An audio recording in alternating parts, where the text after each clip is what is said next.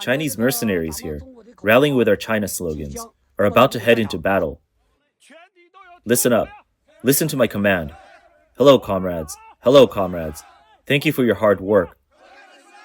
Count on me for the first battle. Count on me for the first battle. I'll bring victory. I'll bring victory.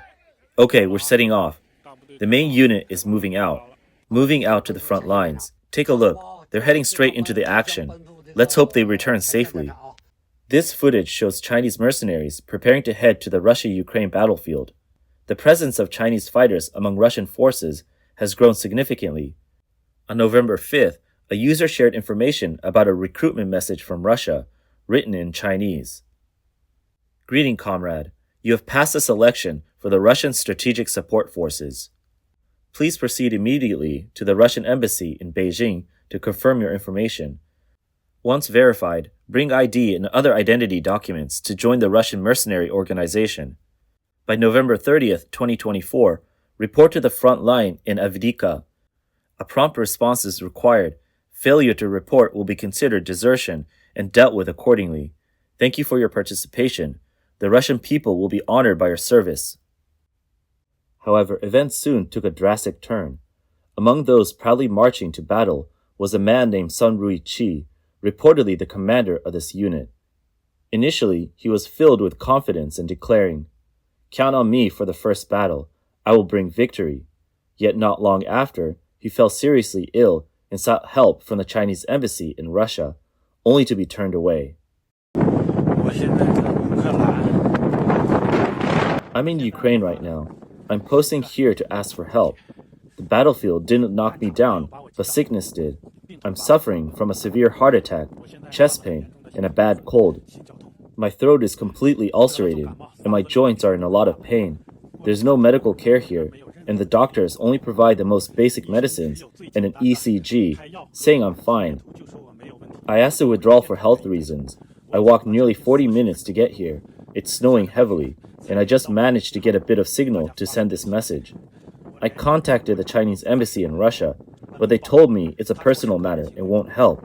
Now I'm asking for help from all netizens and Chinese friends to reach out to the Chinese Ministry of Foreign Affairs. I need to terminate my contract and return to China for treatment.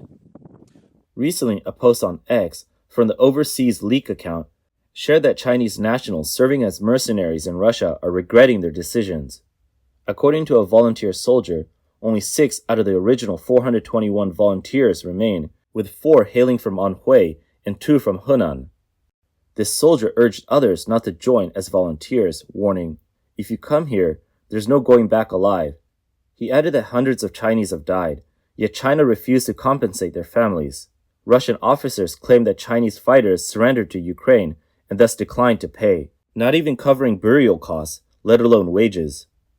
The soldier further reported that they now realize they were deceived but have no way out. He said, "Trying to leave the battlefield means being shot." Filled with regret, he advised Chinese nationals to never come. The experience of this Chinese soldier reveals the harsh realities of war, starkly contrasting with initial aspirations. With no pay and high casualties, the promises made to these mercenaries are put into question. Most mercenaries lack stable support systems, and survival hinges on empty promises, with Russia largely indifferent to their plight. Many Chinese commentators labeled the situation as foolish and said, "Why sacrifice for a dictator? Do they even appreciate you? They just think you're cannon fodder." Others condemned the CCP for sending troops to the Russia-Ukraine battlefield despite knowing the odds against Ukraine. Another Chinese social media user commented, "What a tragic fate. Those misled into joining the war face a reality far more brutal than they imagined.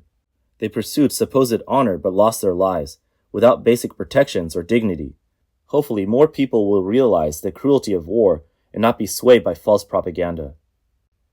One commentator noted, "This is the outcome of the CCP's brainwashing education, a twisted sense of right and wrong, being used as expendables in someone else's conflict." Previously, Chinese social media rumored that the Chinese military had deployed volunteers or even entire units to Russia, including entire regiments or battalions. There were also rumors that China is about to send an 18,000-strong volunteer force to support Russia. On Douyin and WeChat video platforms, Numerous videos have shown an increase in notices for reservists, particularly since National Day. The Russia-Ukraine war has been ongoing for over 2 years. To aid Russia, North Korea also sent troops. However, rather than being rewarded, North Korean soldiers have faced discrimination and mistreatment from Russian forces. On October 25th, CNN reported that the Ukrainian Defense Intelligence Agency intercepted encrypted audio transmissions on October 23rd. The recordings showed Russian soldiers referring disdainfully to incoming North Korean forces as the K Battalion, even calling them damn Chinese. In the audio, a Russian soldier describes a North Korean soldier saying, "He's standing there with his eyes bulging. Damn it, what am I supposed to do with them?" The Russian authorities plan to assign a translator and 3 senior officers for every 30 North Korean soldiers, which has frustrated the Russian troops. One soldier noted, "For every 30 men, we need 3 senior officers. How are we supposed to manage that?" Another remarked, "Tomorrow we'll have 77 battalion commanders, the commander, vice commander, and so on." Unexpectedly, despite China and North Korea's loyalty, Russia showed little gratitude, offending both countries by insulting both North Koreans and Chinese. Recently, North Korea sent 12,000 troops to the Russia-Ukraine conflict line, a move that has drawn international attention and has been confirmed by the US and South Korea. US Secretary of State Antony Blinken recently noted that around 8,000 North Korean troops are stationed in Kursk, ready to move to the border, sparking NATO's call for a strong retaliation. North Korean soldiers, isolated from the outside world and poorly trained, are unfamiliar with modern military technology and lack even basic tools like cell phones. Often malnourished and weak, they struggle to keep up with Russian forces due to the language barriers, making them little more than cannon fodder on the battlefield. Chinese mercenaries reportedly fare slightly better than North Korean troops, but still face discrimination from Russian forces. Some Chinese fighters, disgruntled by their treatment, voiced their grievances in videos, describing how Chinese volunteers were exhausted and suffered severe physical strain. Despite such conditions, more Chinese continue to volunteer to fight for Russia. A Chinese mercenary, known online as Li Dafu, recently posted an unboxing of his supplies from the front lines, saying he and his comrades waited 5 days and received only a small loaf of bread, canned beef, 2 packs of cigarettes, potato powder, and coffee powder. He also noted a severe water shortage, only 1 sip of water a day. In another video, he claimed that much of their food and supplies were scavenged from the rubble after battles. A lack of supplies is difficult enough, but facing Ukraine's advanced weaponry is a far graver concern. For Chinese mercenaries and North Korean troops alike, survival on this battlefield is an extremely slim prospect. Many brainwashed Chinese soldiers went to Russia with high spirits. A Chinese veteran, known as Cricket, expressed his frustration in a live stream, saying he only realized after arriving that he was just cannon fodder. He added that the Russian government had also withheld their promised wages, paying them a fraction of the 25,000 yuan per month they were promised, with no additional support.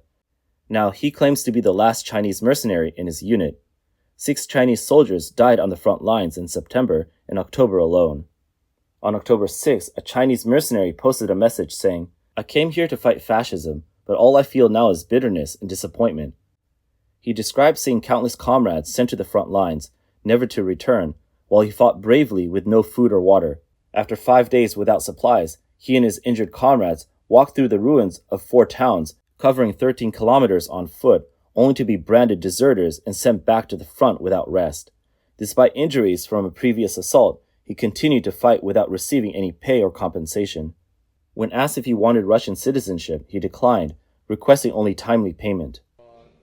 A Chinese mercenary with a Douyin username Red Macron shared that over 150 Chinese soldiers have already died on its front, with many families unable to receive compensation. He mentioned 2 young Chinese men, Liu Jie and Liu Hongwei, who joined Russian forces in June. After minimal training, they were assigned to an assault team dominated by foreign recruits on July 31st, only to be killed the next day. He appealed to viewers to contact the families of the deceased if they knew them, to provide some comfort and, if possible, obtain compensation, as many had joined the conflict without informing their families. In another video, Red Macron warned Chinese citizens not to get involved in the Russia-Ukraine war, stressing that those who sign contracts cannot leave. Contracts require a minimum service of 1 year, and automatically renew if the war persists. He explained that those on the battlefield face serious injury, amputation, or death. Reflecting on his experience, he advised against joining, admitting he once sought adventure but now regrets becoming cannon fodder and hopes others won't make the same mistake. On November 29th last year, Chinese mercenary Zhao Ruyi was killed in battle. His comrade Zhou Zicheng later released a video tearfully describing how Russia treats them as expendable. He admitted joining the Russian military purely for the pay, approximately 20,000 yuan, but now feels used as part of a suicide squad. Zhou shared that he and over 100 other Chinese soldiers enlisted together but were divided across units. He pleaded with others not to be deceived by the romanticized notion of war, saying, "It's not like television or video games. One wrong move and you're gone." Zhou further shared that Russian soldiers treat them as disposable, sending them into trenches without any reinforcements. He recounted the staggering losses, with only 6 or 7 comrades surviving out of the dozens. He himself was hit by 7 drone strikes, but miraculously survived. Recently, a Chinese social media influencer recounted her traumatic experience while traveling in Russia.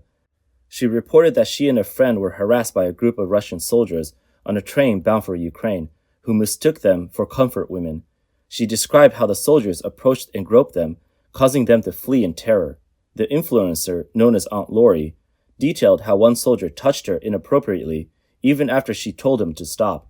Despite her fear, she stood her ground, but the soldiers did not back down, telling her to sit and then sexually harassing her. She later admitted she felt helpless, afraid that any confrontation could turn deadly, given the soldiers' firearms. Reluctant to involve the authorities, fearing no fair treatment, she urged female travelers to remain vigilant and suggested always traveling with companions. On X, users criticized the idea of an unlimited friendship with Russia, expressing anger at how Chinese citizens face such treatment. Prior to Russia's invasion of Ukraine, Xi Jinping and Vladimir Putin announced an unlimited friendship. Since then, China has supported Russia diplomatically and economically, providing dual-use items like machine tools and microelectronics to sustain Russia's military despite sanctions. However, Xi's support has not fully met Putin's expectations. Russia's battlefield losses have led many of its soldiers to feel expendable, while Chinese nationals in Russia increasingly become targets of aggression. Recently, 3 Chinese students were brutally assaulted near a dormitory at a Russian airport, drawing concern among Chinese citizens. According to a social media post, on the evening of October 14th, 3 Chinese students were approached by 2 unidentified Russian men near a supermarket. The men demanded to check their passports without presenting any form of ID or authority. When questioned, they responded with violence, spraying pepper spray, kicking, and beating the students with iron rods and tear gas. One student suffered a broken nose, lost teeth, and severe facial injuries, while the other 2 also sustained various injuries. The assault left the victims traumatized and many Chinese netizens outraged, feeling a deep sense of betrayal and vulnerability in the face of such violence.